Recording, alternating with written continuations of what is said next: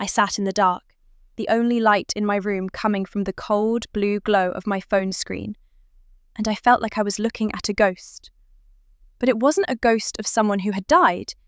It was a ghost of myself, a version of me that didn't exist, doing things I'd never done, saying words I'd never utter. My heart wasn't just racing. It was hammering against my ribs like it was trying to break out of my chest. At 5 a.m., the world is usually silent, a time for sleep and peace. But for me, the world had just ended with a single notification. A message from a stranger that started with the words, "I am so sorry. I can't do this to you anymore." How do you react when a total stranger apologizes for being in a relationship with you, when you've never even heard his name? How do you process the fact that the person you've been falling for over the last few months hasn't just been lying to you, but has been essentially harvesting your soul to build a puppet for someone else? I was staring at a digital reflection that looked exactly like me, used my name, and knew my deepest secrets. Yet it was a complete stranger. And the worst part? My girlfriend was the one pulling the strings. I was standing on the edge of a cliff, looking down at a 3-year-long web of lies that I had only walked into 3 months ago, and I realized that the woman sleeping peacefully in her own bed a few miles away might actually be a monster. Let's go back to that moment, because I need you to understand the sheer disorienting fog of 5 a.m. You know that feeling when you wake up before your alarm and your brain is still half tangled in dreams? That was me. I reached for my phone, squinting against the brightness, expecting maybe a weather notification or a "good morning" text from Sarah. Sarah, my girlfriend. The girl who was thoughtful, quiet, and seemingly obsessed with me. Instead, there was a message request from an account I didn't recognize. A guy named Marcus. I almost ignored it. You get weird DMs all the time, right? But something about the preview text caught my eye. It mentioned Sarah's name. It mentioned my brother.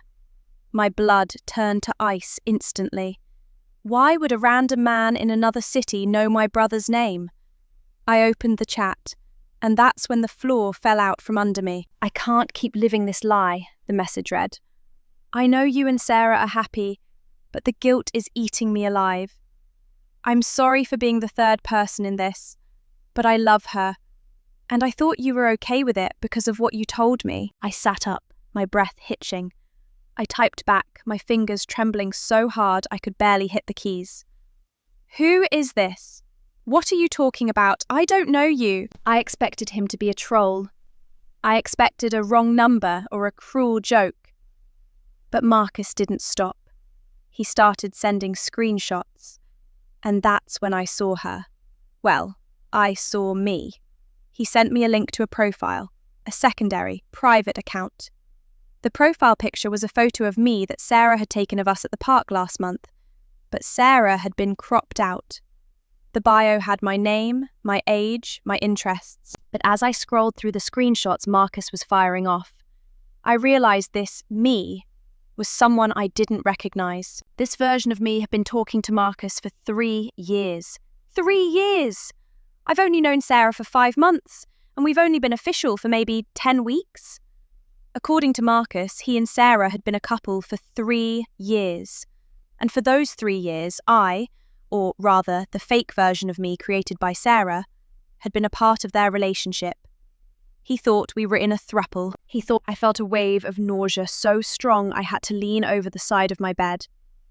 This wasn't just a simple case of cheating. This was a psychological horror movie. Sarah had been living a double life long before I ever entered the picture. When she met me, she didn't just decide to date me, she decided to incorporate me into the long-running fiction she was feeding this man. She was using my real-life updates, my real-life struggles, and feeding them to Marcus in real time to make the fake me feel authentic. "Look at this," Marcus messaged, sending another screenshot. It was a conversation from 2 weeks ago. In the chat, the fake version of me was telling Marcus about my brother. My little brother, who is still a minor. The fake me told Marcus that my brother had just undergone top surgery and that it had become horribly infected. I told Marcus that I was exhausted because I was staying up all night changing his bandages and dealing with the drainage. I stared at the screen, my eyes burning. My brother is fine. He's 16. He hasn't had any surgeries. He's never had an infection. Sarah knew I was worried about him lately because he was struggling with school, but she took that small, real-life grain of truth and twisted it into this grotesque medical drama for Marcus's sympathy. Why? Why would anyone do that? The messages got darker too. They weren't just about family. They were intimate. The fake me had been sending Marcus messages that were graphic. Things I would never say. Ideas I don't even have. Sarah was essentially writing fan fiction of my life and using it to keep this man hooked on a fantasy where she was the center of a devoted, three-way love affair.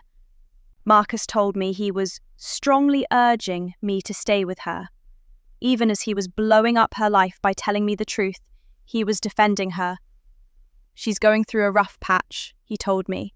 She needs us both right now. Please don't abandon her just because I came clean. I wanted to scream. A rough patch? She's been doing this for 3 years. This wasn't a patch. This was her personality. This was a calculated, long-term construction of a lie. I felt violated in a way I couldn't even put into words. It's one thing to be cheated on. It's another thing to have your identity stolen and used as a prop in your partner's secret life. Every time we had been together, every time we had laughed or shared a secret, was she just taking notes? Was she thinking, oh, that's a good detail. I'll tell Marcus that later so he thinks the fake account is real. I looked at the clock. 5:45 a.m.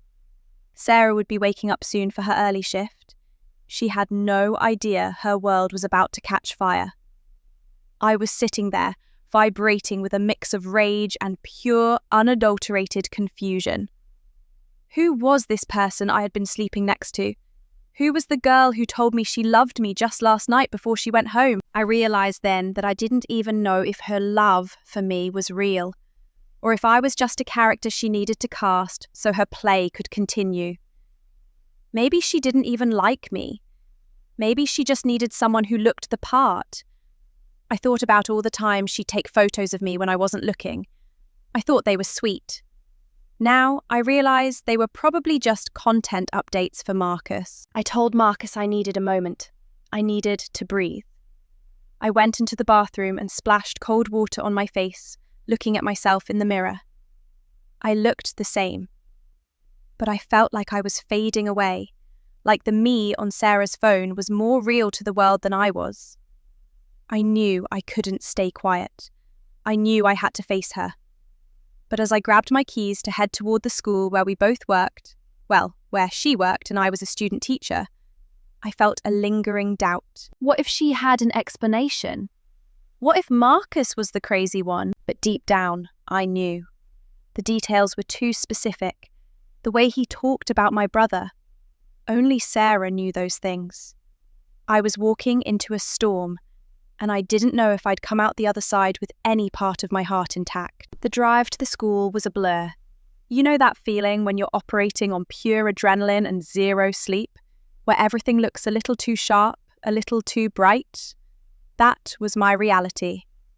I pulled into the parking lot, the asphalt still damp from the morning dew, and I just sat there for a second, gripping the steering wheel until my knuckles turned white. I was looking at the entrance, the place where we usually met up before classes started, where we'd share a coffee and a quick kiss. It felt like I was looking at the set of a movie I no longer wanted to star in. I saw her almost immediately. Sarah was walking toward the main building, her bag slung over her shoulder, looking completely, devastatingly normal. That was the hardest part. She didn't look like a liar. She didn't look like someone who had spent the last 3 years weaving a digital web of deceit. She looked like the girl I had fallen for, soft, approachable, and kind. But as I stepped out of the car and she caught my eye, her expression shifted instantly. She knew. She had to know. Maybe she'd seen a notification from Marcus, or maybe it was just the look on my face.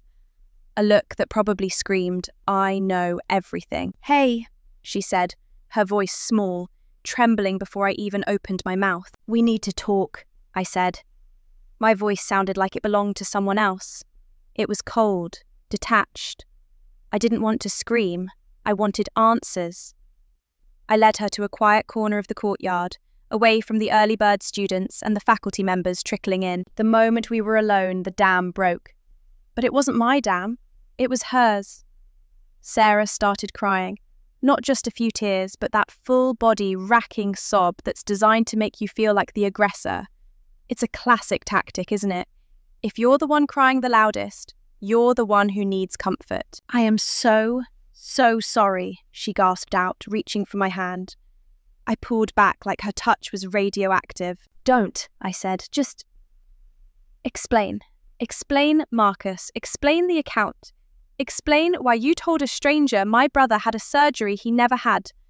Explain why you've been pretending to be me for 3 years when we've only known each other for 5 months. She looked up at me, her eyes red and puffy, and the story that came out of her mouth was so convoluted, so desperate, that for a split second, I almost wanted to believe it, just to make the world make sense again. She told me that she and Marcus had dated a long time ago. She said they weren't dating now, but that he was obsessed with her and wouldn't let go. She claimed he was the one who was delusional, that he would occasionally flirt with her, and she just didn't know how to be clear with him because she didn't want to hurt his feelings during his rough patch. And the account?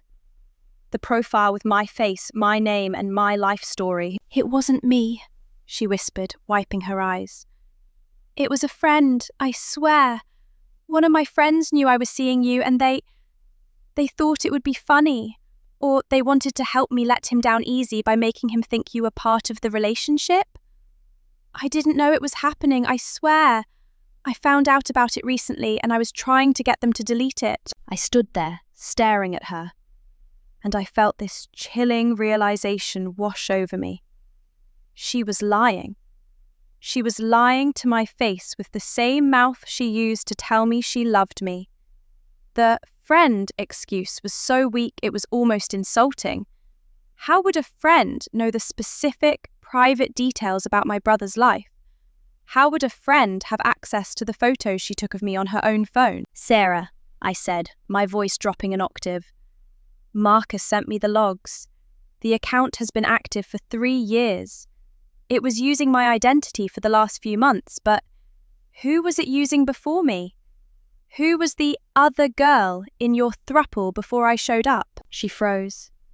The sobbing stopped for a heartbeat, and I saw a flash of something in her eyes. Not guilt, but calculation. She was trying to figure out how much Marcus had actually told me. "He's confused," she stammered. "He's making things up because he's jealous of us.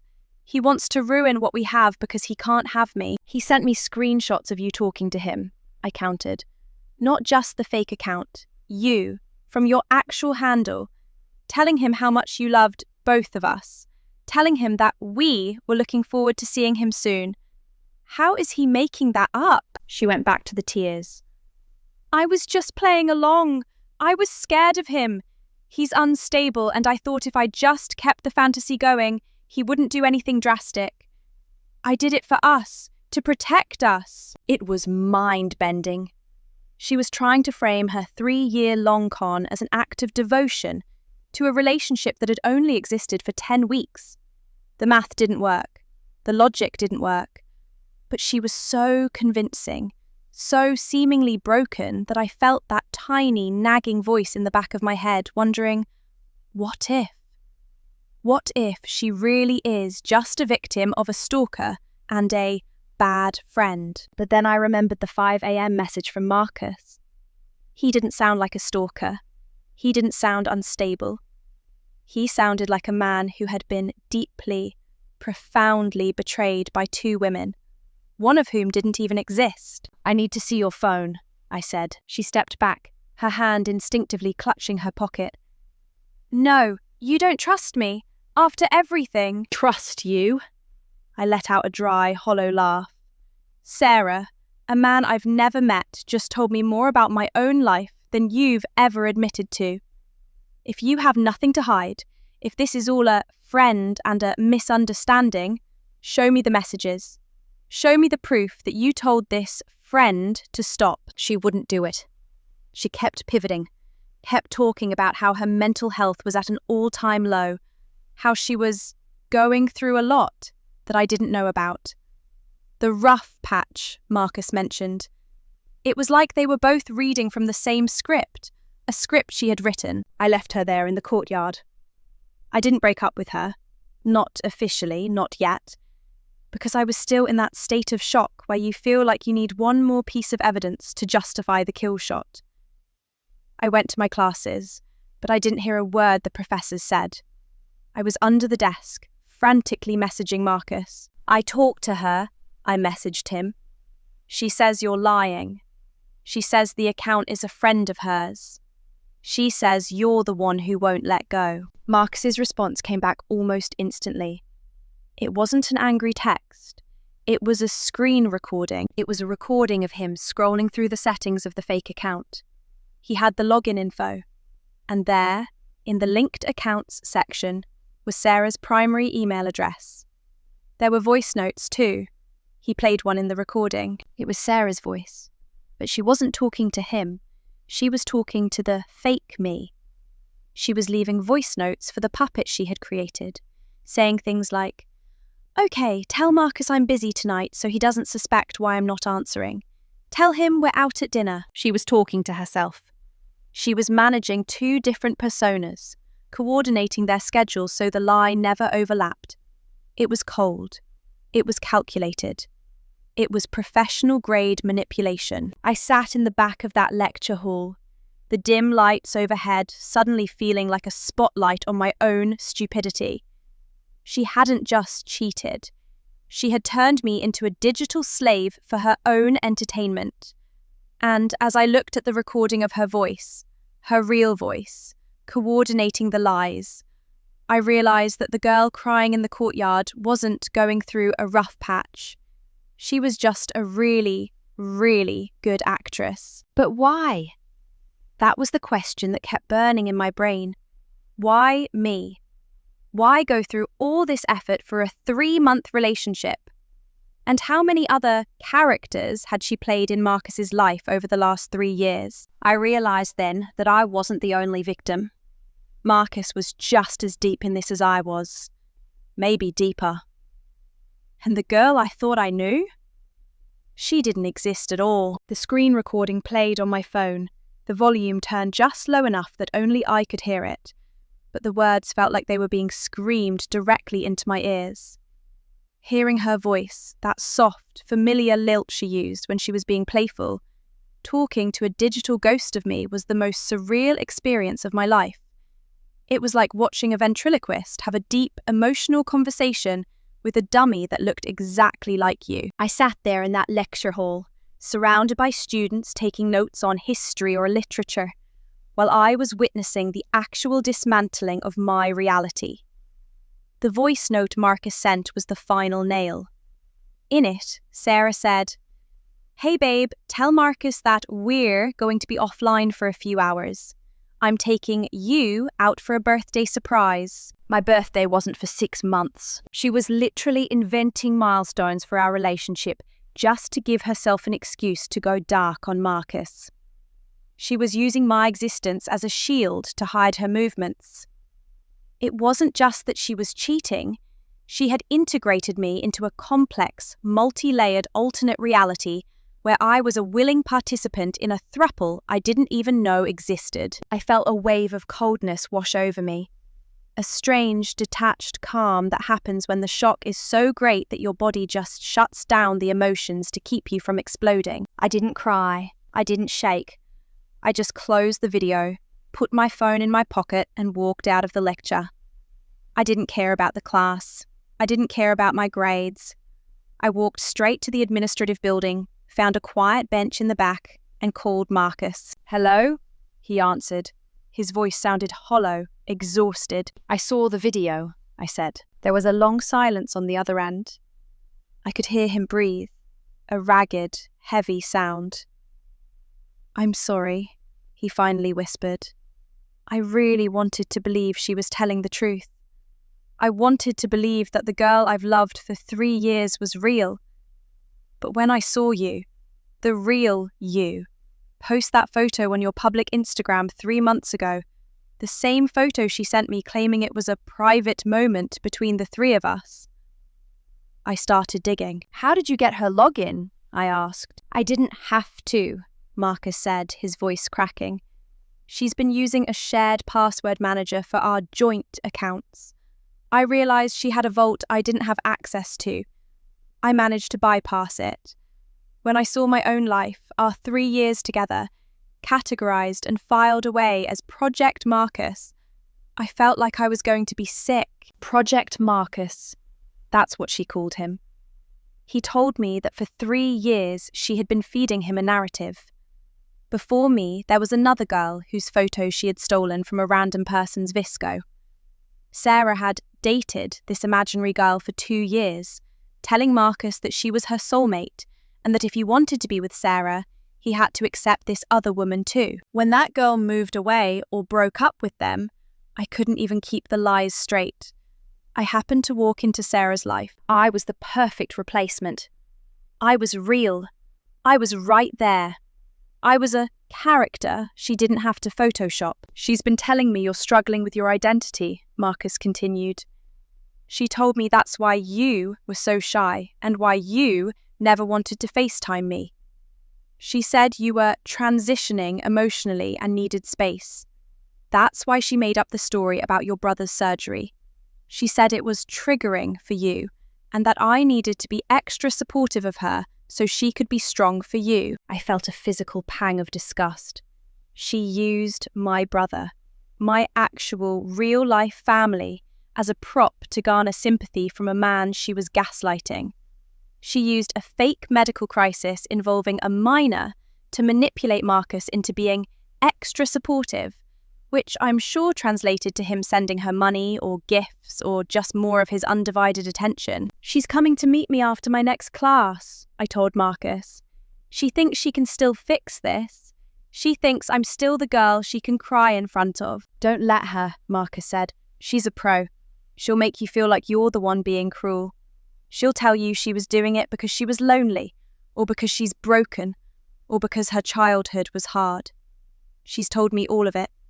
None of it is an excuse for what she's done to your name." I thanked him and hung up. I realised then that Marcus wasn't the enemy. He was a victim who had been trapped in a digital cage for 3 years. He had lost 3 years of his life to a woman who didn't exist. I had only lost 3 months. In a weird way, I felt lucky. I spent the next hour gathering every shred of evidence. I took screenshots of our own texts, the ones where she told me she was at home with her mum, while Marcus's logs showed she was actually on a date with the fake me. I mapped out the timeline. It was a masterpiece of deception. She had managed to balance 2 separate lives, 3 different personas, and a mountain of lies without ever tripping up. Until she got overconfident, the bell rang, signalling the end of the period. I knew where she'd be. She always waited for me by the fountain. As I walked toward her, I saw her from a distance. She was sitting on the edge of the stone fountain, looking at her phone, probably checking the fake account, probably sending a "don't worry, baby" message to Marcus. She looked so innocent. She was wearing a light blue sweater I had told her looked good on her. Now, all I could think was that she probably wore it because the fake me told Marcus it was our favourite colour. When she saw me, she didn't smile. She did the sad face thing, the lower lip quiver, the watery eyes. She stood up and took a step toward me, her hands out. "Can we talk?" she asked, her voice hushed. "I've been thinking all morning, and I realised I haven't been honest about how much pressure I've been under. My friend, the one who made the account, she's been blackmailing me, and I stopped walking about 5 feet away from her. I didn't want to be in her orbit. I didn't want to breathe the same air." She blinked, the tears freezing on her lashes. What? The friend who made the account, I repeated. Her name is Sarah. She has your email. She has your voice. She lives in your head. And she's been using me to keep a man named Marcus on a leash for 3 years. The mask didn't just slip, it shattered. For the first time in the 5 months I had known her, the sweet, vulnerable Sarah disappeared. Her face went blank, her eyes went cold. The crying stopped instantly, as if she'd flipped a switch. Marcus talked to you, she said. It wasn't a question. It was a low, venomous statement. He did more than talk to me, Sarah. He showed me who you really are. He showed me Project Marcus. He showed me the voice notes where you pretend to be me. He showed me how you used my brother's fake surgery to get what you wanted. She didn't apologize. She didn't try to explain the blackmail anymore. Instead, she laughed. It wasn't a crazy, villainous laugh. It was a dry, dismissive snort. He's a loser, she said, tucking a strand of hair behind her ear. He's been obsessed with me since high school. I gave him a fantasy because he couldn't handle the reality. And you? You were just convenient. You're cute, you're easy to talk to, and you provided a lot of good material. Do you have any idea how boring your life is? I had to spice it up just to keep him interested. The sheer arrogance of it hit me like a physical blow. She wasn't sorry she hurt me.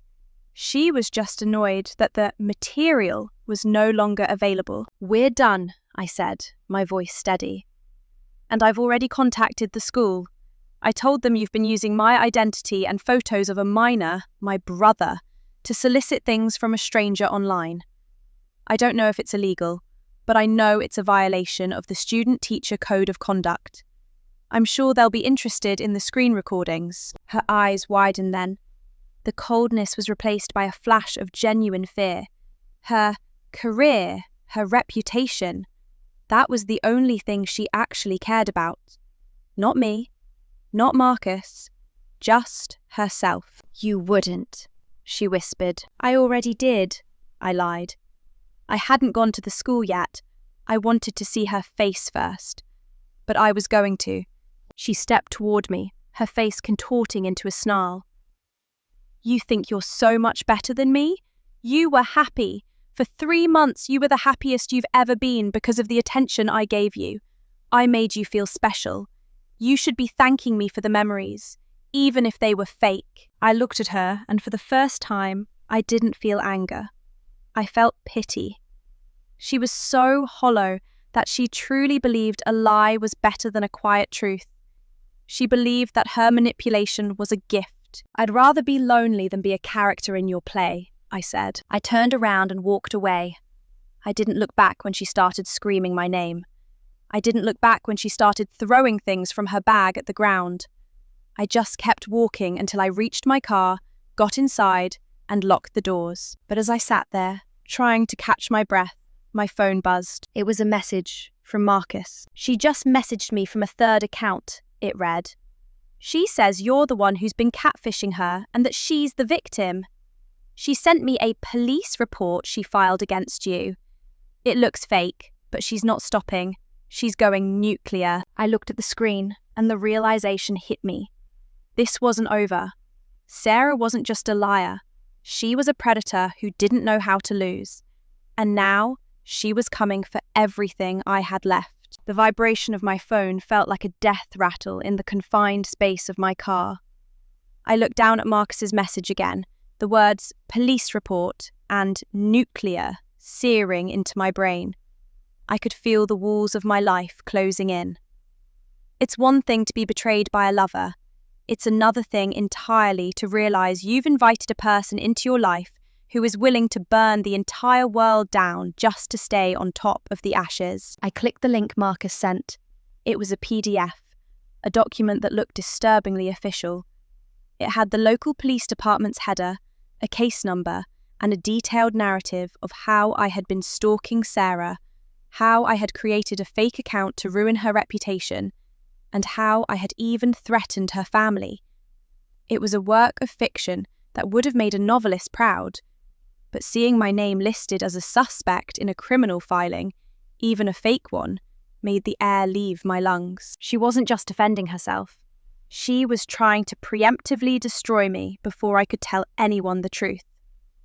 If she could make me look like the unstable one, then anything I said about Marcus, the catfishing, or the Project Marcus logs would just look like the desperate ramblings of a scorned stalker. I looked up through my windshield and saw her. She was still near the fountain, but she wasn't screaming anymore. She was sitting on the edge, her head in her hands, and a small group of people, students and a couple of teachers, had gathered around her. From where I sat, I could see her shoulders shaking. She was back in character. She was the victim again. I knew what was happening. She was telling them. She was planting the seeds right now, telling everyone who would listen that I had just attacked her, that I was dangerous. My heart started to race. I'm a student teacher. My entire future, my career, my reputation, it all hinges on my character. If the school board even catches a whiff of a police report or a domestic dispute, I'm done. My license is gone before I even get it. My phone buzzed again. It was a text from a mutual friend, Chloe. Hey, what the hell is going on? Sarah just posted on her private story.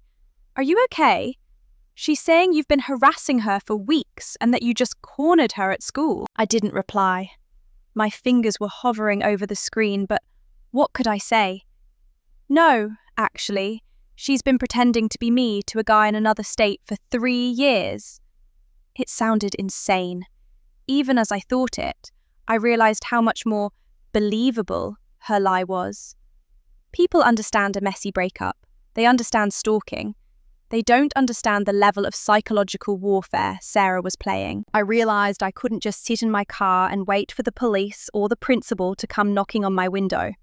I needed to move. I needed to be smarter than her. I called Marcus back. He answered on the first ring. Marcus, she's framing me, I said, my voice cracking. She's at the school right now telling people I'm the one who did it. She's forged a police report. I know, Marcus said. His voice was different now. The shock had worn off, and in its place was a cold, hard anger. I've been looking at the report she sent me. She's sloppy out. The case number she used? It's for a traffic violation from 3 years ago. I looked it up in the public database. She just photoshopped the text over an old ticket she got. A small spark of hope flared in my chest. Are you sure? Positive. And listen, I'm not just sitting here. I've been going through the Project Marcus vault. I found something. She didn't just use your photos. She used your bank info. I felt the blood drain from my face. What? She was using a Cash app linked to the fake account, Marcus explained. She told me you were having trouble paying for your brother's medical bills. I've been sending money to that account for 2 months. I thought I was helping you. But the account isn't in your name. It's a ghost account. But I managed to trace the withdrawal history to a debit card registered to her mother's address. My stomach did a somersault. This wasn't just a rough patch or a weird hobby. This was fraud. This was grand larceny. She had been using my face and my brother's fake illness to extort money from a man who loved her. Marcus, can you send me everything? I asked. The logs, the fake report, the Cash app history. I'm going to the administration. I have to do this now. Already sending it, he said. And who? Be careful. She's not just a liar. She's a sociopath. When people like her get backed into a corner, they don't just bite. They try to take you down with them. I hung up and took a deep breath. I looked at the school building. It looked like a fortress, and I felt like I was about to storm it with nothing but a few screenshots and the word of a stranger. But I didn't have a choice. I stepped out of the car, my legs feeling like lead. As I walked toward the main entrance, I saw Sarah again. She was being led toward the office by one of the senior teachers, Mr. Henderson. She was leaning on him, looking fragile, her face buried in a tissue. She saw me. For a split second, her eyes met mine over the teacher's shoulder. She didn't look sad. She didn't look scared. She gave me a look of such pure, cold triumph that it made my skin crawl. She thought she had won. She thought the first to report rule would protect her. I didn't stop. I didn't yell. I followed them into the building. I walked straight to the principal's office. The secretary, Mrs. Gable, looked up at me with a worried expression. She's known me since I started my placement. She's always been sweet. But today, her eyes were guarded. "I need to speak with Dr. Aris," I said, referring to the principal. "He's in a meeting with Sarah and Mr. Henderson right now," Mrs. Gable said softly. "Maybe you should wait in the lounge." "No," I said, my voice firmer than I felt. "I need to be in that meeting, because what Sarah is telling him is a lie, and I have the proof on my phone." I didn't wait for her to give me permission. I walked to the heavy oak door of the principal's office and knocked. I didn't wait for an answer. I opened it. The scene inside was exactly what I expected. Sarah was sitting in a chair, slumped over, while Dr. Aris looked at her with an expression of deep concern. Mr. Henderson was standing by the window, looking uncomfortable. "Dr. Aris," I said, stepping into the room. He looked up, surprised. "Herr, this is a private matter. Sarah has made some very serious allegations, and we were just about to call your supervisor." "I know she has," I said, walking to the desk. I laid my phone down, the screen glowing with the forged police report Marcus had debunked. "And I'm here to show you that she's currently committing a felony." Sarah didn't move. She didn't even look at me. She just kept sobbing into her tissue. "She told you I was stalking her?" I asked. "She told you I made a fake account?" "She showed me the report," Dr. Aris said, gesturing to a printed copy on his desk. "That report is a forgery," I said. "The case number is for a speeding ticket from 2021. You can check the public records right now. But more importantly, I want you to look at this." I swiped on my phone to the screen recording Marcus had sent me. The one where Sarah's voice is heard coordinating the lies for the fake me. I turned the volume all the way up. The room went silent, except for Sarah's recorded voice. "Okay, tell Marcus that we're going to be offline for a few hours. I'm taking you out for a birthday surprise." I watched Dr. Aris's face. I watched the confusion turn into a dawning, horrified realization. He looked from the phone to Sarah, who had suddenly stopped crying. She was sitting perfectly still now, her eyes fixed on the floor. "What is this?" Dr. Aris asked, his voice low. "This is Sarah," I said. "This is her managing a 3-year-long catfishing scheme where she stole my identity, used photos of my minor brother to faking medical emergencies, and extorted thousands of dollars from a man in another state. And when I found out this morning, she decided to forge a police report to get me fired, so I wouldn't tell you the truth." The silence in the room was deafening. Even Mr. Henderson stepped away from the window, his eyes wide. Sarah finally looked up. The victim was gone. The sad girl was gone. She looked at Dr. Aris, then at me, and her lip curled into a sneer. It was a desperate move, but it was a move. She was betting on the fact that these older administrators wouldn't understand the technology enough to know what was real and what wasn't. She was betting on the chaos of the situation to keep her safe. But then the office phone rang. Mrs. Gable's voice came over the intercom. "Dr. Aris, there's a detective on line 1 from the local precinct. He says he's calling about a reported forgery and an identity theft case involving a student teacher." I looked at Sarah. Her face went from pale to ghostly white. I hadn't called the police yet. Marcus had. The sound of the intercom clicking off felt like a gunshot. For a heartbeat, the only sound in the room was the hum of the air conditioner and the rhythmic ticking of a clock on the wall. Dr. Aris stared at the phone on his desk, his hand hovering over the receiver as if he were afraid it would burn him. Sarah was frozen, her eyes fixed on the plastic casing of the phone, and for the first time that morning, she looked truly, utterly terrified. Dr. Aris picked up the phone. "This is Dr. Aris?" "Yes. Yes, I have both students in my office right now." "I see. I understand. We'll be waiting." He hung up and looked at Sarah.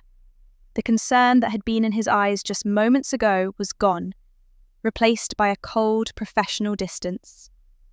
Sarah, the detective on the phone, was following up on a report filed by a Mr. Marcus Thorne. He's currently at the precinct with a pile of evidence regarding identity theft and digital fraud.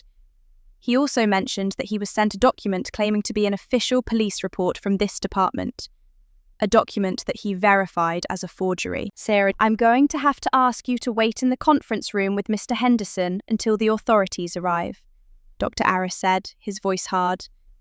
And as of this moment, you are suspended from your position and all campus activities pending a full investigation by the district and the police. You're choosing her. Sarah's voice was a whisper, but it was sharp, like a razor blade. She looked at Dr. Aris, her eyes burning with a sudden, localized fury. You're choosing the word of a bitter ex and a girl who's probably just jealous because I'm better at this than she is. You're going to throw away my career over some internet drama? This isn't internet drama, Sarah, Dr. Aris replied, standing up. This is a forged legal document. This is the exploitation of a minor's brother. This is serious. Mr. Henderson, please. Mr. Henderson, who looked like he wanted to be anywhere else on earth, gestured toward the door. Sarah stood up, but before she left, she turned to me. The mask was completely gone now. There was no sweet Sarah, no vulnerable girlfriend. There was just a predator who had finally been caught. You think you won? She hissed at me, leaning in so close I could smell her perfume, the same scent I used to find so comforting. You're nothing. You're a blank slate. I gave you a personality. I gave you a life people actually cared about. Without me, you're just another boring student teacher with a boring life. Have fun being forgotten. She walked out, her head held high, as if she were the one who had just delivered a killing blow. I watched her go, and I felt a strange mixture of horror and relief. She really believed it. She really believed that stealing my life and turning it into a soap opera was a favour she had done for me. Once the door closed, the adrenaline that had been keeping me upright finally began to ebb away. I slumped into the chair, my head in my hands. Dr. Aris sighed and sat back down, looking at me with a pained expression. Nida, I am so incredibly sorry, he said. In all my years in education, I have never seen anything quite like this. To use a student's identity, to involve their family, it's beyond the pale. I just don't understand how someone can do that, I whispered into my palms. For 3 years? How do you wake up every day and decide to keep a lie that big going? How do you look at someone you're dating and see them as a character for a script? People like that? They don't see others as people, Dr. Aris said softly. They see them as tools, as resources. It's a very dangerous way to live, and unfortunately, you were caught in her orbit. The next few hours were a whirlwind of statements, police officers, and the crushing reality of a legal battle. The detectives arrived, and they weren't just interested in the school's version of events. They had the logs Marcus had provided. They had the transaction history from the cash apps. They had the police report she had forged. As it turned out, Marcus hadn't just been dating her. He had been funding her life.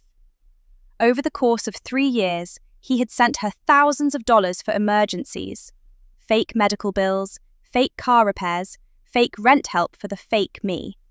It was a systematic, long-term financial exploitation. And because she had used my name and my face to solicit that money, I was technically the primary victim of the identity theft. I sat in a small room with Detective Miller, a woman who looked like she'd seen everything and was still tired of it. She showed me some of the messages Marcus had forwarded. She told him your brother was in the ICU for 3 weeks, Miller said, pointing to a text. She even sent him a photo of a hospital room. Do you recognize this? I looked at the photo. It was a generic hospital room. But then I saw a small detail in the corner. A gift basket. I recognized the ribbon. That was from when my aunt had her gallbladder out last year, I said, my voice trembling. Sarah came with me to visit her. She must have taken that photo while I was in the hallway talking to the doctor. She's been collecting data on you for a long time, Miller noted. Long before you two even started dating, she was scouting you. She needed a new person to use for Marcus, and you fit the profile. The realization hit me like a physical weight. She hadn't fallen for me. She had hunted me. She had seen a girl with a stable life, a family she could exploit, and a face that would appeal to Marcus. And she had systematically worked her way into my life to harvest what she needed. Our entire relationship, the late-night talks, the shared secrets, the intimacy, was just a research project. I felt a wave of nausea. I thought about all the times I had opened up to her about my brother, about my fears for the future, about my struggles in school. Every word I said was just more material for her. Every tear I shed was just a new plot point for her Project Marcus. By the end of the day, Sarah was escorted off campus in handcuffs. The school didn't want to make a scene, but word travels fast in a high school. By the time the final bell rang, everyone knew. The perfect teacher's assistant was a fraud. I walked out to my car, feeling like a ghost. The sun was starting to set, casting long orange shadows across the parking lot. My phone buzzed. It was a message from Marcus. "She's been processed," he wrote. "The police told me she tried to blame everything on you one last time. She said you were the mastermind and she was just the face. They didn't believe her. Are you okay?" I looked at the message for a long time. Was I okay? My reputation was intact, my career was safe, and the woman who had been stealing my soul was in a jail cell. But I didn't feel like a winner. I felt hollowed out. "I'm safe," I replied. "I don't know if I'm okay, but I'm safe." "That's a start," Marcus replied. "I'm going to be offline for a while. I need to figure out who I am when I'm not Marcus and Sarah. It's going to be a long road." I realized then that we were both in the same boat. We were survivors of a war we didn't even know we were fighting. We were two people who had been loved by a person who didn't exist, and now we had to find a way to trust the world again. But as I drove home, a thought kept nagging at me. Sarah had been doing this for 3 years. She had used another girl before me. She had a vault of information, and as the detective had said, she was scouting. I pulled into my driveway and saw my brother through the living room window. He was sitting on the couch, playing video games, completely unaware that his infection and surgery had been the talk of a precinct 3 states away. I felt a surge of protectiveness so strong it made my chest ache. I went inside and hugged him. He looked at me like I was crazy. You know how teenagers are. But he hugged me back. "You okay?" he asked. "Yeah," I said. "I'm just glad you're healthy." I went up to my room and opened my laptop. I knew I should probably just go to bed and try to forget the whole thing, but I couldn't. I needed to see it for myself. I found the fake me account again. It was still there, though the police had probably flagged it. I scrolled through the photos. There I was, smiling at a park. There I was, sleeping on a couch. There I was, laughing at a joke I didn't remember. And under every photo were comments from Marcus. "You're so beautiful. I'm so lucky to have you both.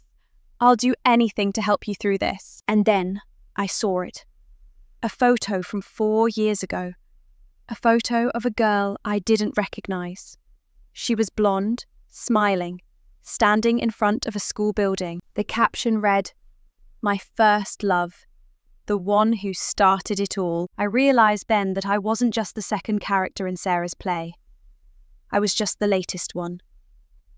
And as I looked at the girl in the photo, I noticed something that made my heart stop. She was wearing a necklace, a very specific, handmade silver locket. The same locket Sarah had given me for our 2-month anniversary. The one she said was a family heirloom. She hadn't just stolen my identity. She was recycling the lives of everyone she'd ever touched. And as I closed the laptop, I realized that while Sarah was behind bars, The damage she'd done was far from over. I sat there in the silence of my room, the only sound being the frantic thumping of my own heart, and I reached up to my neck. My fingers brushed against the cool, smooth metal of the silver locket. For weeks, I had worn this thing like a badge of honor. I had touched it whenever I felt stressed, thinking of Sarah, thinking of the family history she told me it represented. She said it belonged to her grandmother. She said she only gave it to people who were truly part of her soul. Now, looking at that grainy photo of a girl from 4 years ago, wearing the exact same piece of jewelry, the metal felt like it was scorching my skin. It wasn't a gift. It was a tag, like a scientist tagging an animal in the wild before releasing it back into a controlled environment. I unhooked the clasp with trembling fingers and threw the locket across the room. It hit the hardwood floor with a sharp, metallic clink and skittered under my dresser, disappearing into the shadows. I didn't want to see it. I didn't want to touch it. I wanted to scrub my skin until every trace of Sarah was gone. I spent the next 3 hours falling down a rabbit hole I never wanted to enter. Using the photo and the comments on the old account, I managed to find a name for the girl. Maya. It wasn't hard to find her on social media. She hadn't changed much, though her profile was now strictly private. I sent her a message, my heart in my throat. I didn't know what I was expecting. Maybe she'd tell me I was crazy. Maybe she'd tell me she didn't know a Sarah. Hi, Maya. This is going to sound incredibly strange, but did you know a girl named Sarah? I'm going through something right now involving her, and I saw a photo of you from a few years ago. I think we might have been in the same situation. I didn't think she'd answer. It was nearly midnight. But 3 minutes later, my phone lit up. Are you okay? Is she hurting you? Those 6 words told me everything I needed to know.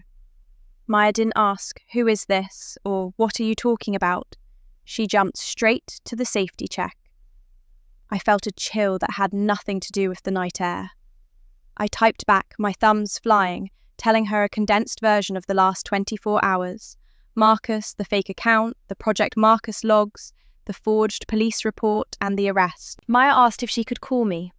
I said yes. When the phone rang, the voice on the other end was weary, older than the girl in the photo.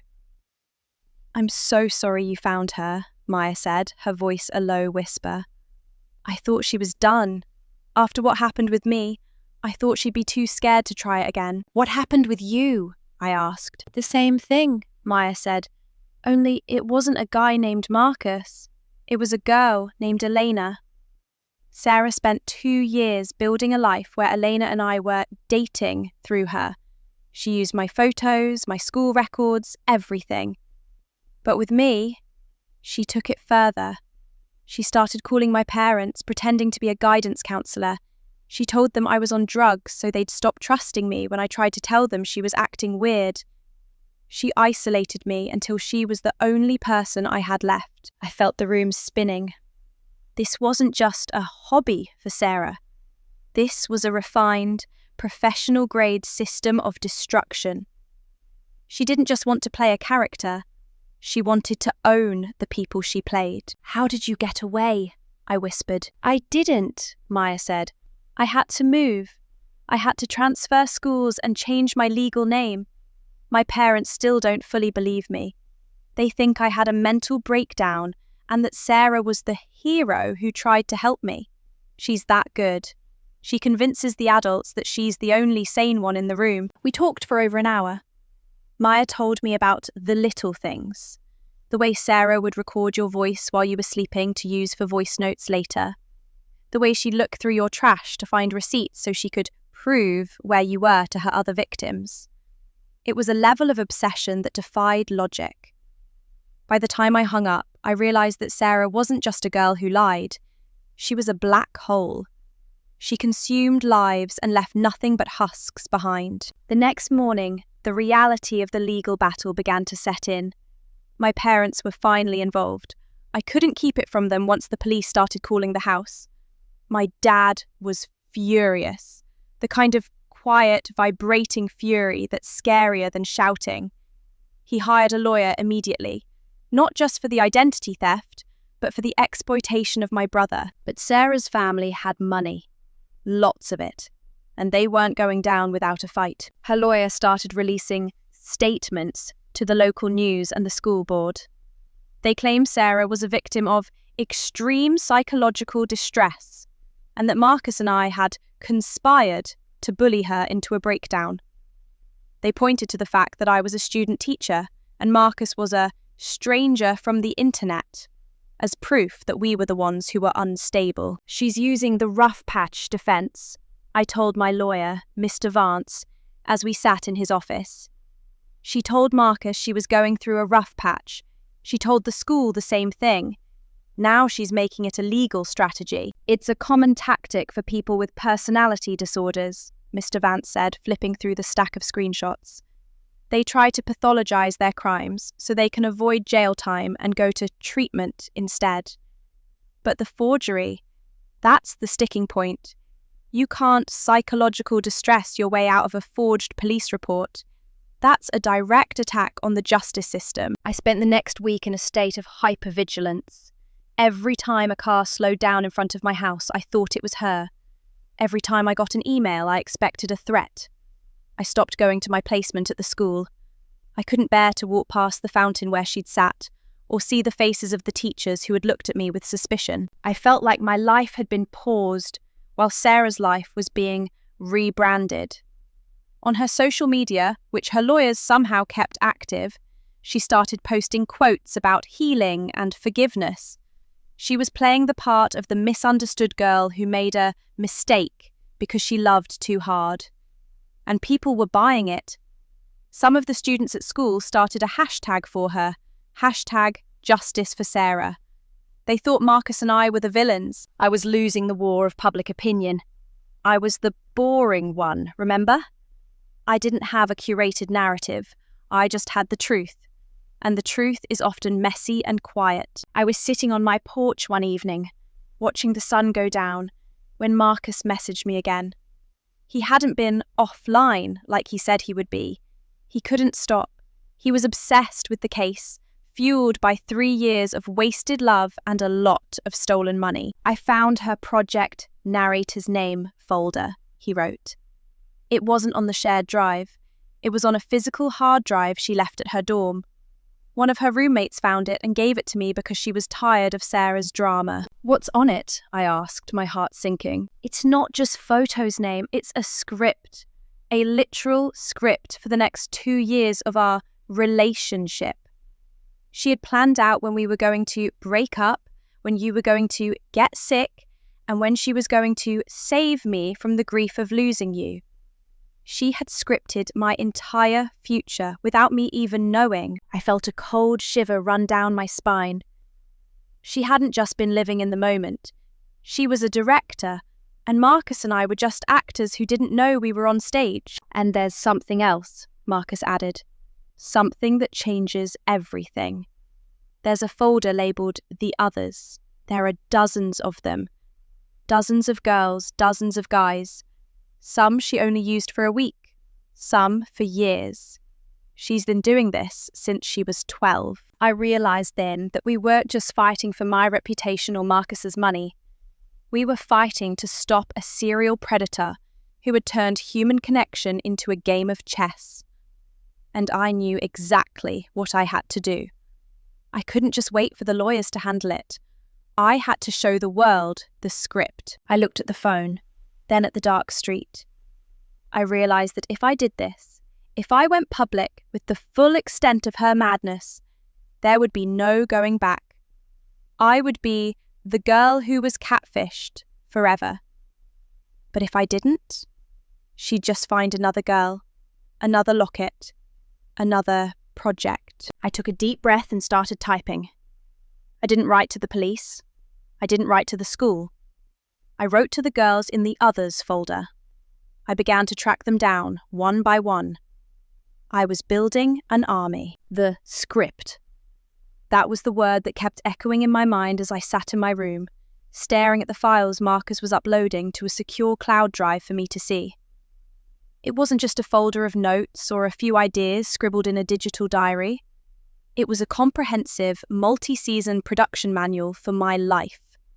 Sarah had mapped out the next 24 months of our relationship with the cold, calculated precision of a network executive. I scrolled through the PDF labeled Phase 3, The Narrative of Loss.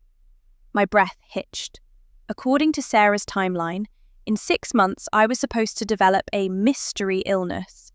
She had researched symptoms, saved links to medical forums, and even drafted updates for Marcus about my deteriorating health. Why? Because the script said that by month 18 I was supposed to die in a tragic off-screen accident. She wasn't just dating me, she was prepping me for a digital execution. The end goal wasn't just to have 2 partners, it was to become the grieving widow in Marcus's eyes. She wanted the ultimate sympathy, the ultimate bond that comes from shared tragedy. She was going to kill off the version of me she had created, so that Marcus would be tied to her forever by the ghost of a girl who never existed. Reading the words, funeral arrangements / Marcus's reaction / financial support for family made me feel like I was reading my own obituary written by a serial killer. She's not a person, I whispered to the empty room. She's an architect of misery. I knew I couldn't just sit on this. The hashtag Justice for Sarah movement was growing. People at school were wearing ribbons. They were calling me a bully, a jealous ex who couldn't handle Sarah's popularity. Her parents' lawyers were flooding the local news with stories about her fragile mental state. If I didn't act, the truth would be buried under a mountain of expensive PR and mean girl tropes. I started reaching out to the names in the Others folder. It was a grim task, like being a detective in a cold case file. Most of them didn't respond. Some blocked me immediately, probably still traumatized by whatever Sarah had done to them. But then, I found Leo. Leo was from a town 2 hours away. He had been dated by a version of Sarah 4 years ago. When I called him, there was a long silence on the line. I haven't heard that name in years, Leo finally said. His voice was flat, hollow. She ruined me. She told my college that I was cheating on my exams. She sent fake emails from my account. I lost my scholarship. I had to drop out. Why did she do it? I asked. Because I tried to break up with her, Leo said. She told me if I ever left, she'd make sure I had nothing left to go to. And she did. She's a scorched earth kind of person. If she can't own you, she'll make sure nobody else can even look at you. I told Leo about the script. I told him about Marcus. I told him that she was currently in a jail cell, but that her family was trying to buy her way out with a mental health plea. What do you need? Leo asked. There was a spark of something in his voice now. Not just sadness, but a dormant, righteous anger. I need your story, I said. I need everyone's story. I'm putting together a document. I'm going to the district attorney. If she's a distressed girl who made one mistake, she might get off. But if she's a serial predator with a decade of victims, they can't ignore that. Over the next week, my inbox became a graveyard of stolen lives. 6 girls, 4 guys. A woman in her 30s who had been befriended by Sarah and had her identity used to open fraudulent credit cards. Each story followed the same pattern. Sarah finds a target, embeds herself like a parasite, harvests their details, and then destroys them the moment they become inconvenient or try to pull away. I spent my nights stitching these stories together. I created a master timeline. 12 p.m. Sarah is in class with me. 12:15 p.m. Sarah is messaging Leo's replacement as the fake me. 12:30 p.m. Sarah is calling Marcus to cry about a fake bill. It was a 24-hour cycle of manipulation, but as I was building my case, Sarah's side was escalating. I woke up one morning to find my car tires slashed. Someone had spray-painted "liar" across my garage door in bright, ugly red. The hashtag Justice for Sarah group had moved from the internet to my front yard. I looked out the window and saw a group of teenagers, some I recognized from school, holding signs that said, "Drop the charges," and "Stop bullying Sarah." They didn't see the predator. They saw the sweet girl they had eaten lunch with. They saw the victim their parents were talking about on the news. They thought they were the heroes of the story. I felt a surge of pure, unadulterated fear. It's one thing to deal with a liar. It's another to deal with a cult of personality.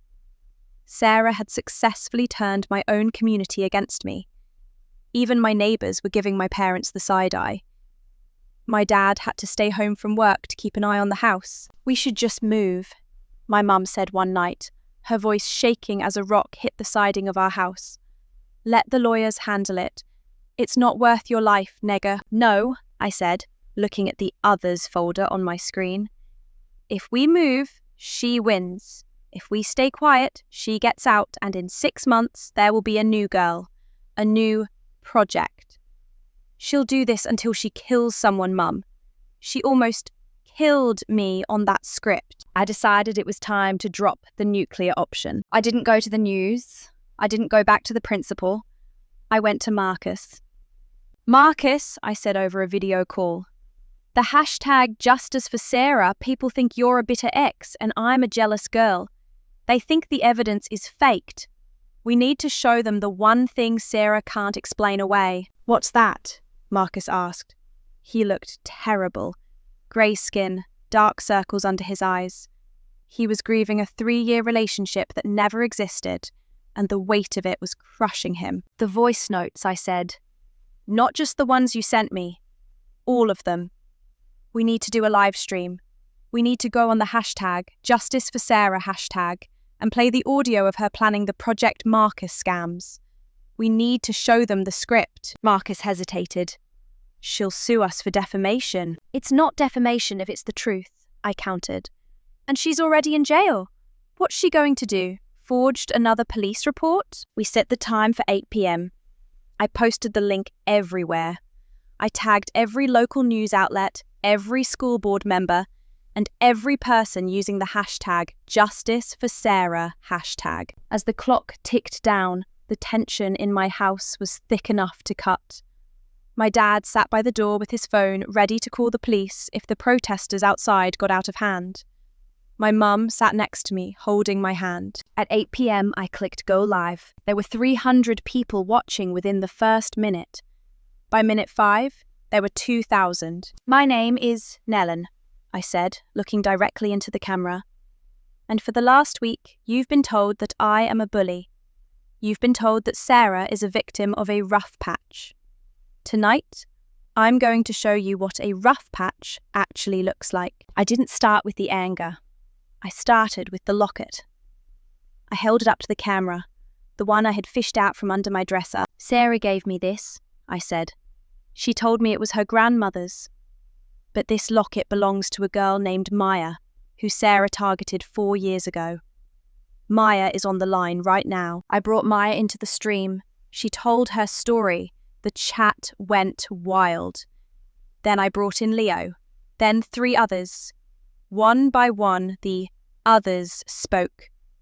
The silence in the chat was deafening as the scale of the deception began to sink in. Then I played the audio. I played the recording of Sarah laughing about how boring I was. I played the clip of her telling Marcus my brother was in surgery while she was actually sitting next to me at a movie eating popcorn. And then I shared my screen and showed the script. Phase 4, the death of, estimated date, October 12th. Method, car accident. Emotional impact, high. Marcus to provide financial support for travel expenses to the funeral. The viewer count hit 10,000. The hashtag Justice for Sarah hashtag didn't just stop, it inverted. People started deleting their posts in real time. The protesters outside my house? I looked out the window. They were staring at their phones. One by one, they started to lower their signs. Some of them just walked away, their heads down. The sweet girl was gone. The victim was gone. In her place was the architect. But as the stream ended and the adrenaline began to fade, I got a text from an unknown number. "You think a few videos will stop me?" My parents just posted my bail. I'm coming home, Nanny. And I still have the keys to your boring little life. I looked at the door. I looked at the window. The nightmare wasn't over. She was out. My heart didn't just skip a beat. It felt like it stopped entirely. I stared at the message from the unknown number. The words, "I still have the keys," pulsing on the screen like a neon warning sign. My mind raced.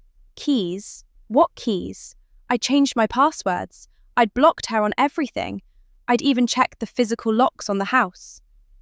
But as I looked around my bedroom, the place that was supposed to be my sanctuary, I realized that for someone like Sarah, a key wasn't always made of metal. It was information. It was access. It was the intimate knowledge of the cracks in my life that she had spent 5 months meticulously documenting. "Dad!" I shouted, my voice cracking with a sharp, jagged edge of panic. My father was already at the door, his hand on the deadbolt. He'd seen the shift in the crowd outside through the window. The protesters who had been chanting for Sarah's release just moments ago were now dispersing, their faces illuminated by the blue light of their own phones as they watched the recording of my live stream. But the silence that followed wasn't peaceful. It was heavy. It was the silence of a predator returning to the woods. "She's out," I whispered, showing him the text. "Her parents posted bail. She's coming here." My dad's face hardened into a mask of stone. He didn't say a word. He just picked up the house phone and dialed the police. But even as he was talking to the dispatcher, explaining that a defendant in a felony fraud and identity theft case was sending threatening messages to a witness, I felt a sickening sense of futility. Her parents had money. They had lawyers who could argue that "I'm coming home" was a literal statement, that she was simply returning to her own residence, and that the keys to your boring life was a metaphorical expression of her innocence. To the legal system, it was a grey area. To me, it was a death threat. I spent that night sitting on the floor of the hallway, away from the windows, with a kitchen knife in my lap that I was too terrified to actually use. Every creak of the floorboards, every rustle of the wind against the siding, felt like Sarah. I imagined her standing in the shadows of the backyard, watching me through the glass, taking notes for her next script. I realized then that the most terrifying thing about a person who steals identities is that you never know where they end. Is she the girl who cried in the courtyard? Is she the one who laughed on the recording? Or is she something else entirely? A void that just mimics whatever it needs to in order to survive. Around 3 a.m, my phone buzzed again. It wasn't a text. It was a notification from my cloud storage. New login. Unknown device in town name. My stomach did a slow, nauseating flip. I changed my password, but Sarah had been my girlfriend. She knew the name of my first pet. She knew my mother's maiden name. She knew the street I grew up on. She hadn't needed my password. She had just answered the security questions. I watched, paralysed, as my folders began to disappear. One by one, the Project Marcus evidence I'd saved, the screenshots of our conversations, the photos of my brother, they were being deleted. She was sanitizing my digital life from a distance. She was burning the evidence before the trial could even begin. "No, no, no," I whimpered, grabbing my laptop. I tried to change the password again, but I was locked out. Too many failed attempts, account suspended for 24 hours. She had anticipated my move. She had locked me out of my own proof. I felt a wave of cold, crystalline despair. Without those files, it was just my word against hers. And her family was already painting me as a tech-savvy bully who had fabricated the whole thing to cancel a popular girl. I called Marcus. I needed him to tell me he still had the hard drive. I needed to know that the others folder was safe. He didn't answer. I called again. And again. On the 5th try, he picked up, but he didn't say anything. I could just hear a rhythmic, scraping sound in the background. "Marcus?" I asked, my voice trembling. "Marcus, are you there?" "She's out," She's deleting my files. Tell me you have the backup. It's gone, Marcus said. His voice was different. It wasn't the hollow, grieving voice from before. It was flat, empty. Everything is gone, Nera. What do you mean, gone? You had the physical drive. She was here, Marcus whispered. I don't know how she got in. I went to get a glass of water, and when I came back to the living room, the window was open and the drive was missing. She didn't take my laptop. She didn't take my wallet. She just took the drive. And then she left a note. What did the note say? There was a long pause. I could hear Marcus's breath, shaky and thin. It said, "Happy anniversary, Marcus. Here's to the next 3 years." I felt the room tilt. She wasn't just trying to avoid jail. She was trying to restart the clock. She was gaslighting Marcus back into the fold, using the sheer audacity of her presence to break his will. She wanted him to believe that this whole discovery was just a glitch in their beautiful, complicated story. And the terrifying part? I could hear it in Marcus's voice. He was starting to crack. He was starting to wonder if the girl who broke into his house was the real Sarah, the one who loved him enough to risk everything. Marcus, listen to me, I said, my voice sharp. She is a criminal. She is using you. Do not let her back in your head. Call the police. Tell them she broke in. I can't, Marcus said.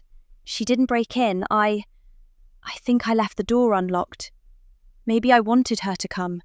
Maybe I just wanted to see her face one more time to make sure she was real. I hung up the phone. I realised then that I was completely alone in this. Marcus was compromised. My digital evidence was being wiped. And the girl who had scripted my death was somewhere in the dark, armed with a 3-year head start on how to manipulate the people I trusted. I looked at the locket on the floor. I thought about Maya, the girl who had to change her name and move away just to escape Sarah's shadow. I realised that the script wasn't just a plan for a fake relationship. It was a blueprint for how to erase a person. Sarah didn't want to kill me. She wanted to replace me. She wanted to become the better version of me in everyone's memories until the real me simply ceased to matter. I stood up and went to my brother's room. He was asleep, his chest rising and falling in a peaceful rhythm that felt like a miracle in this house of lies. I sat on the edge of his bed and watched him. I thought about the top surgery infection story. I thought about how she had used his face to steal money from Marcus. And suddenly, the fear that had been paralyzing me turned into something else. It turned into a cold, focused rage. Sarah thought I was boring. She thought I was a blank slate she could write on. She thought that because I was kind, I was weak. But she had forgotten one thing. I wasn't a character in her play. I was the one who had invited her into my life, and I was the only one who could truly kick her out. I went back to my room. I didn't try to get back into my cloud account. Instead, I went to my closet and pulled out my old high school yearbooks. I started looking through the faces, not of the people Sarah knew, but of the people she didn't. The people who knew the real me long before she arrived. I realized that Sarah's power came from the newness of our relationship. She could lie about my brother because she'd only met him a few times. She could lie about my past because she hadn't been there for it. But there were people who had. I spent the rest of the night making a different kind of list. Not a list of victims, but a list of witnesses. If she wanted to play a game of who is the real Hele, I was going to bring in the people who had known me since I was 5 years old. But as the sun began to peek over the horizon, casting a pale grey light over the neighbourhood, I heard a sound that made my blood freeze. It was the sound of a key turning in our front door. My dad was asleep on the couch. My mum was upstairs. I was the only one who heard the soft, familiar click of the bolt sliding back. We had changed the locks. I knew we had. But as the door swung open, I saw a figure standing in the entryway, framed by the morning mist. It was Sarah. She was wearing my favourite hoodie, the one I'd lost 3 weeks ago. She was holding a tray of coffees from the place down the street. And she was smiling. "Good morning, everyone," she called out, her voice bright and cheery, as if the last 48 hours had never happened. "I'm so sorry about the drama yesterday. I had a total panic attack, but I'm feeling so much better now. Who wants breakfast?" She wasn't running. She wasn't hiding. She was moving back in. I stood at the top of the stairs, my hand gripping the wooden banister so hard I thought it might snap. I was looking down into the foyer of my own home, and there she was, Sarah, the girl who had been arrested in handcuffs less than 48 hours ago, the girl who had forged a police report, the girl who had scripted my digital death. She was standing there in my favourite oversized grey hoodie, the one I'd torn the house apart looking for weeks ago, holding a cardboard carrier with 4 steaming lattes and a bag of croissants. The sunlight hitting the entryway through the side windows made her look like a dream. But I knew better. She was a nightmare in a daylight costume. "Sarah?" My dad's voice came from the living room, thick with sleep and utter confusion. He sat up on the couch, rubbing his eyes, looking at her like she was a hallucination. "What? How did you get in here? We changed the locks." Sarah didn't flinch. She didn't look like a criminal on the run. She looked like a concerned daughter-in-law who had just come over to help with a family crisis. She set the coffee tray down on the hallway table, the same table where my dad had left the spare house keys just last night. "I know you did, mister," she said, her voice soft, melodic, and perfectly pitched for maximum sympathy. "But you forgot the back mudroom door, the one with the loose latch. I noticed it a few weeks ago and I was so worried about everyone after the misunderstanding at the school. I couldn't sleep. I just wanted to bring some peace back to this house." "A misunderstanding?" I shouted from the top of the stairs, my voice cracking the eerie calm she was trying to build. "Sarah, you were in jail. You stole my life. You used my brother's face to rob a man. Get out of my house." She looked up at me, and for a second I saw it, just for a heartbeat, that flash of cold, calculating steel in her eyes. Then, as quickly as it appeared, it was gone, replaced by a look of heartbreaking vulnerability. "I know you're angry, Naeem," she said, her lip beginning to quiver. "And I don't blame you. The police, they were so aggressive.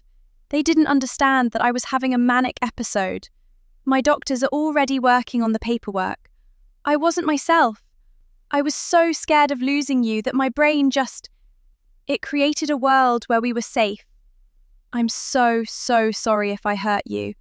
I just wanted us to be happy." My dad stood up, his face red. "I don't care about your doctors, Sarah. You are trespassing. I am calling the police right now." "Wait," she said, her hand reaching out toward him. "Before you do that, you might want to look at your phone. Both of you." I pulled my phone out of my pocket. My hands were shaking. I opened my social media and my heart sank into the pit of my stomach. While I was sleeping, Sarah's family had gone live on the local news. They had shared photos of Sarah in a hospital bed, likely from the evaluation she'd undergone after being bailed out. They had shared a statement from a psychiatrist claiming she suffered from a rare dissociative disorder triggered by emotional trauma caused by me. But that wasn't the worst part. The worst part was the video she had posted right before walking into my house. It was a screen recording of me. But it wasn't a recording I recognized. It was a video of me, seemingly in my own bedroom, talking to the camera. In the video, I was crying. I was saying, "I'm so sorry, Sarah. I made up the Marcus stuff because I was jealous. I forged the documents to get you in trouble because I didn't want you to leave me. I'm the one who's sick." I watched the video in horror. The voice was mine. The room was mine. The tears were real.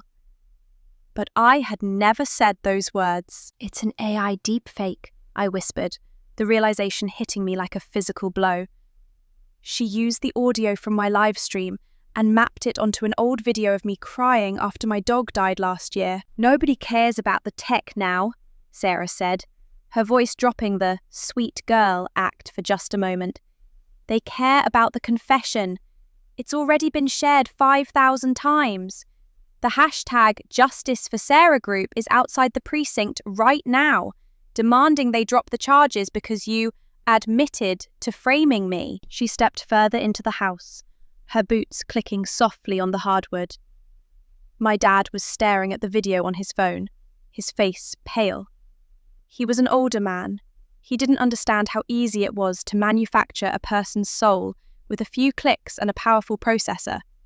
To him, seeing me on camera confessing was devastating. "I have the keys, remember?" Sarah said, looking directly at me. "I have every video you ever sent me. I have every voice note. I have years of your digital footprint. I can make you say whatever I want. I can make you the villain of this story, or I can make you the victim. It's up to you." I felt a wave of pure, unadulterated terror. She wasn't just gaslighting me anymore. She was gaslighting the entire world using my own face as her puppet. She was holding my reputation hostage. If I fought her, she'd release more confessions. She'd make me look like a monster. "What do you want?" I asked, my voice barely a whisper. "I want my life back," she said.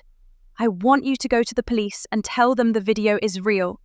Tell them you were confused and that you want to drop the civil suit. In exchange, I'll delete the rest of the material. We can both just walk away.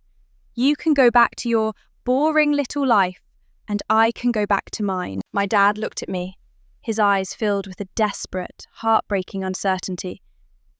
"Is it true, honey? Did you make it up?" "No, Dad," I screamed. "Can't you see what she's doing?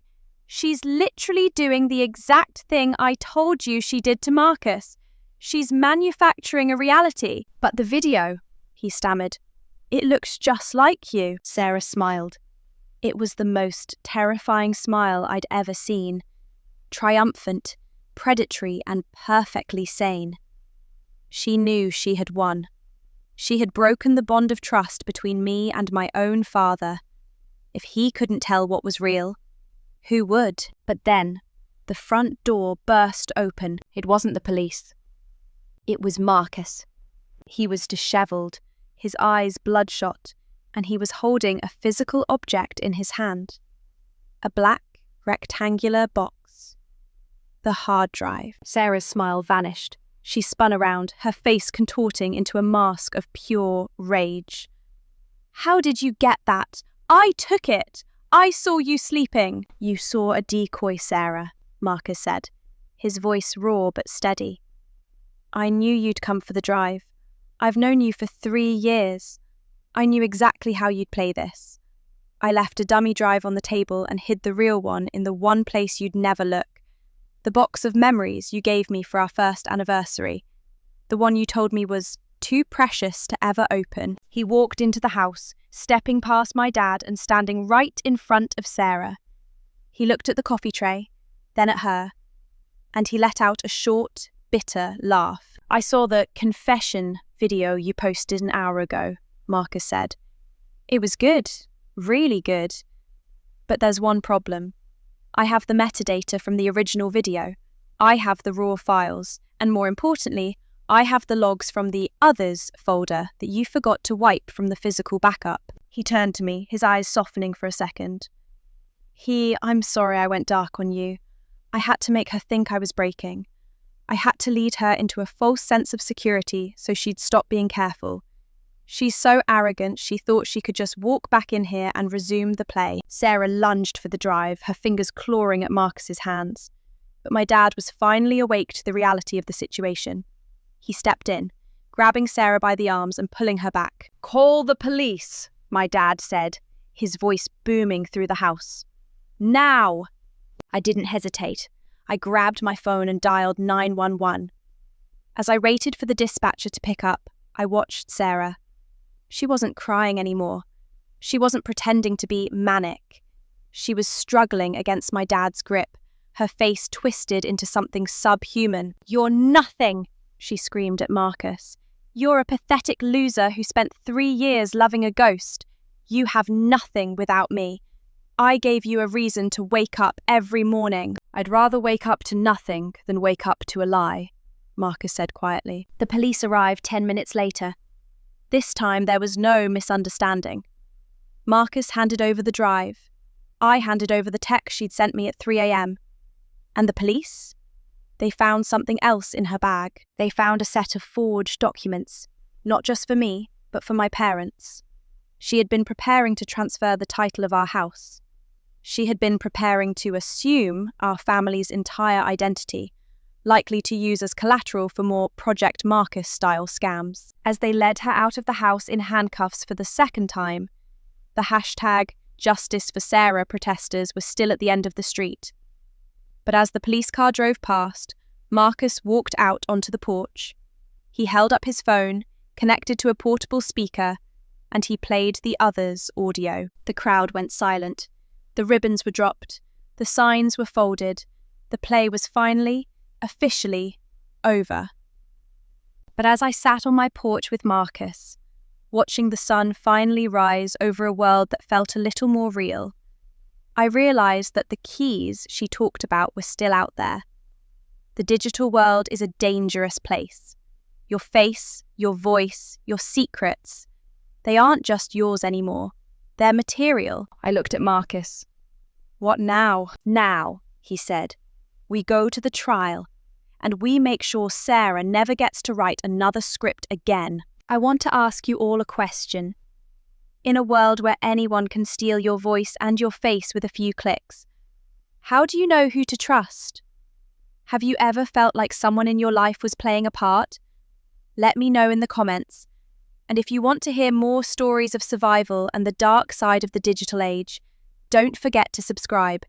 Your support is the only thing that keeps the truth louder than the lies. The sound of the sirens faded into the distance, leaving a silence in our house that felt heavier than the screaming had been. My dad stood in the entryway, his shoulders slumped, staring at the tray of lukewarm lattes Sarah had brought as a peace offering. He looked aged, like the last few hours had carved decades into his face. My mum was sitting on the stairs, her head in her hands, her quiet sobs the only thing breaking the stillness. And then there was Marcus. He was still standing in the middle of the living room, clutching that black hard drive like it was a holy relic, his knuckles white and his eyes fixed on the door where the girl he loved, or the girl he thought he loved, had just been dragged out in plastic zip ties. It was over. But as I looked at the coffee cups and the grey hoodie she'd left behind, I realised that over was a relative term. The physical presence of Sarah was gone, but the ghost of her was everywhere. She had occupied our space, our thoughts, and our digital lives for so long that the vacuum she left behind felt like it was sucking the air out of the room. "We need to go to the station," my dad finally said, his voice a gravelly whisper. "We need to make sure this sticks. No more bailing out, no more manic episodes." The next 72 hours were a blur of fluorescent lights, bad vending machine coffee, and the endless, repetitive drone of giving statements. But this time, it was different. We weren't just two girls in a he said, she said spat. We were a united front. Marcus sat next to me in the waiting room, the hard drive finally handed over to the digital forensics unit.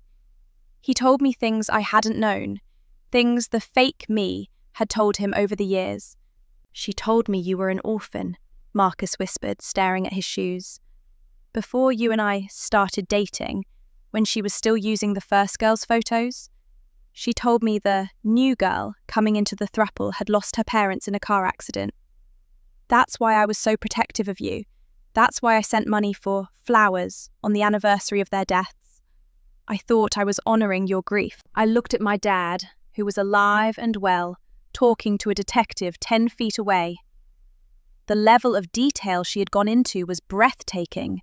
She hadn't just stolen my face, she had rewritten my entire history to make me a more compelling character for Marcus to love. She had turned my life into a tragedy so she could play the hero who saved me. But the real shock came when the forensics team cracked the others folder on the drive. It wasn't just a list of names, it was a database. Detective Miller called us into her office on the third day. She looked like she hadn't slept in a week. On her monitor was a spreadsheet, thousands of lines long. "This isn't just catfishing," Miller said, her voice tight with professional disgust. "This is a harvesting operation. Sarah didn't just target you.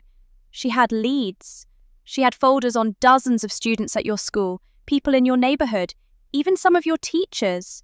She was tracking their schedules, their family tragedies, their financial vulnerabilities. She was building a library of people she could become whenever her current persona ran its course." I saw my own name on the list. Below it were notes in Sarah's handwriting, scanned from a physical notebook. "Subject is empathetic, easy to mirror. Brother is a high-value sympathy asset. Parents are traditional, won't understand digital fraud. Perfect for long-term project." I felt a wave of nausea so strong I had to grip the edge of the desk. I wasn't a person to her. I was a high-value sympathy asset. My brother's life was just a prop. She had scouted me like a hunter scouts a deer.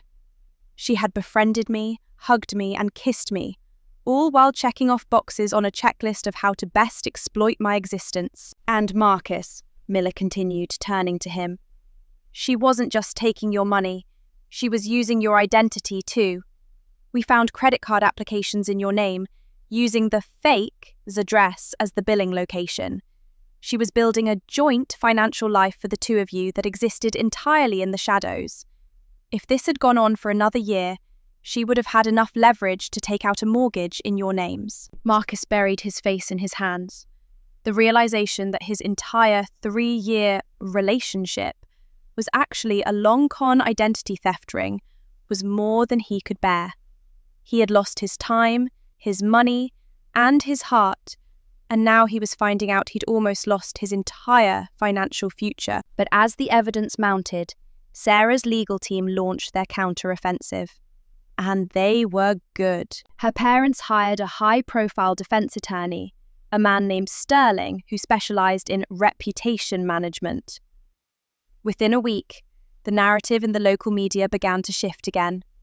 They didn't deny the catfishing. They couldn't, not with the hard drive. Instead, they leaned into the mental health angle with a ferocity that was terrifying. They released a statement claiming Sarah suffered from factitious disorder imposed on self and dissociative identity disorder. They claimed she was a broken child who lived in a fantasy world because she couldn't cope with the pressures of modern perfection. They even found a specialist who testified in a preliminary hearing that Sarah truly believed she was the personas she created, and therefore she lacked the criminal intent to commit fraud. "She's going to get off," I told Mr. Vance, my lawyer, as we watched a news segment featuring Sarah's mother crying about her sick daughter. "They're going to send her to a luxury retreat for 6 months, and then she'll be right back out there, finding a new project." "Not if we show the pattern," Vance said. "The others are the key. 1 manic episode is a mistake. 12 manic episodes over 8 years is a career. We're bringing them all in. Maya, Leo, and everyone else we can find." The week before the preliminary trial, the others began to arrive in town. My parents opened our home to them. It was the strangest, most somber reunion I've ever seen. We sat in our living room, the same room Sarah had stood in with her coffee and her lies, and we compared notes. Maya was there, the girl who had changed her name. She looked at me with a sad, knowing smile. "She gave me a locket too," Maya whispered, showing me a photo on her phone. "Only mine was gold. She said it was her great-grandmother's. I found out later she bought it at a pawn shop for $20. Leo told us about how she'd almost ruined his college career. Another girl, Chloe, told us how Sarah had convinced her that her boyfriend was cheating on her by creating a fake account for the boyfriend and confessing to her. Sarah didn't just want to be us. She wanted to destroy the things we loved so she could be the only thing left. "She's a social arsonist," Leo said. "She sets fire to your life so she can be the one to rescue you from the flames." As we sat there, a group of people, bound together by the trauma of one girl, I realized that Sarah had inadvertently done the one thing she never intended. She had created a community. For years, she had kept us isolated, making us feel like we were the crazy ones, the jealous ones, the boring ones. But together, we were a mountain of evidence that no expensive lawyer could climb over. The morning of the hearing, the courthouse was swarmed. The hashtag Justice for Sarah group had mostly dwindled, but there were still a few hangers-on, mostly people who were still under her spell or who just loved the drama. I walked into the courtroom, my head held high. I wasn't wearing her lost hoodie. I was wearing my own clothes. I was using my own voice. And as I took the stand, I looked over at the defense table. Sarah was sitting there, dressed in a modest white dress, her hair pulled back in a simple ponytail. She looked like an angel. She looked like the victim they wanted her to be. But as our eyes met, she didn't look away. She didn't look ashamed. She winked at me. A tiny, almost imperceptible twitch of her eyelid. A gesture that said, "I'm still the director. This is just the courtroom scene." I felt a chill run down my spine, but I didn't falter. I began to speak. I told the judge everything. I played the audio. I showed the script. And then, one by one, the others stood up in the gallery. It was a cinematic moment, the kind Sarah would have loved if it were about someone else.